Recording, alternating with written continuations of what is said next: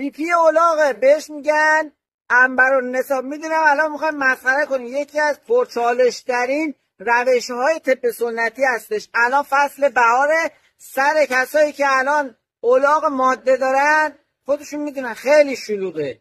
این عنبرالنسا دودش معجزه میکنه برای کسایی که عفونت‌های رحمی دارن.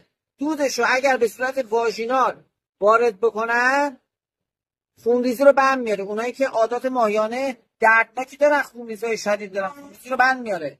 دوره عادت ماهیانه کوتاه میکنه. کسایی که زخم‌های تابعی چرکی دارن، زخم‌ها رو خشک میکنه، عفونت‌ها رو از بین میبره. کسایی که گوش‌درد دارن، دود عنبرالنسا رو بهش بدن، دود کنن، باعث میشه گوش‌دردشون از بین بره، عفونت هم از بین میبره.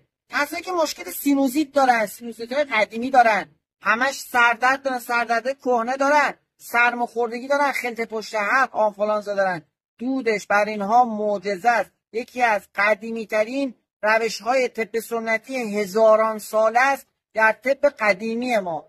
ازش غافل نشین، الان فصلشه، بفرستین برای بقیه اونا هم بدونن، شاید یه ذره بخندن.